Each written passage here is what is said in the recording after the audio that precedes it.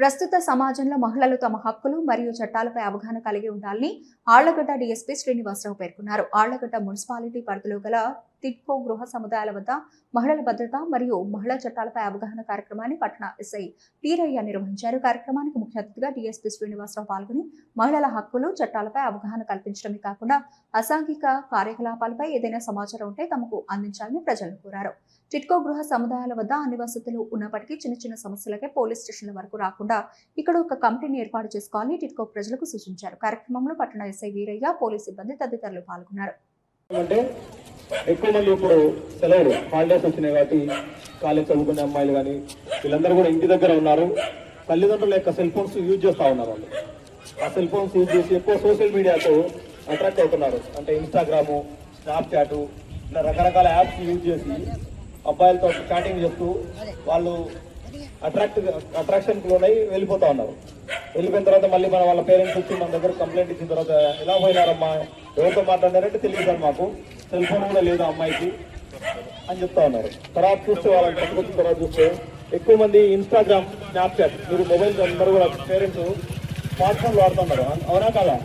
అందరూ cell phones ఉన్నాయి, మీకు తెలియదు. వాళ్ళు ఏం సెల్ ఫోన్ మాట్లాడరు, చాటింగ్ చేస్తారు. ఇన్స్టాగ్రామ్ అట్లా యాప్స్, స్నాప్చాట్ అలాంటివి యాప్స్ డౌన్లోడ్ చేసుకుని ఫోన్ మాట్లాడతాం. వాటి ద్వారా కాంటాక్ట్ అయ్యి ఈ విధంగా జరుగుతుంది. కాబట్టి దయచేసి పిల్లలకు స్మార్ట్ ఫోన్ కు దూరంగా ఉంటుంది. మనకి శుభాకాంక్షలు. నేను మన ఆలగాల సబ్ డివిజన్ డీఎస్పీగా కొత్తగా జాయిన్ అయ్యాను. నా పేరు శ్రీనివాసరావు.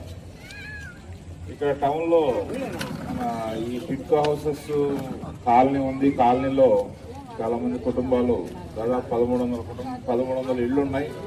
దాదాపు 500 ఇళ్ళలో నివాసం ఉంటున్నారంటే పెద్ద కాలనీ అని చెప్పేసి మీతో కలిసి మాట్లాడాలి. ఇక్కడ ఏమైనా సమస్యలు ఏమైనా ఉన్నాయో తెలుసుకొని పోలీస్ పరంగా మేము ఏ విధంగా మీకు సర్వీస్ చేయగలము అనే దాని మీద మీకు కూడా ఒక అవగాహన రావాలి.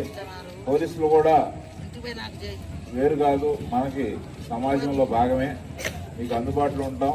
ఎలాంటి సమస్య అయినా మాతో చెప్పుకొని ఈ సమస్యని చట్టపరంగా మేము పరిష్కరించడానికి ఎప్పుడు ముందుంటామని చెప్పేసి తెలియజేయడానికి ఈరోజు ఈ కార్యక్రమం పెట్టడం జరిగింది.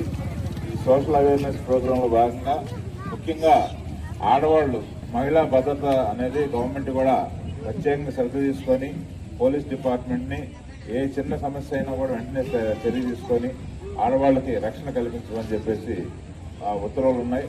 ఖచ్చితంగా మేము ఆడవాళ్లే కాదు, ఏదైనా సమస్య ఉంటే మా దృష్టికి తీసుకొస్తే వెంటనే దాన్ని పరిష్కార మార్గంగా చట్ట పరిధిలో అన్ని చర్యలు తీసుకుంటామని చెప్పేసి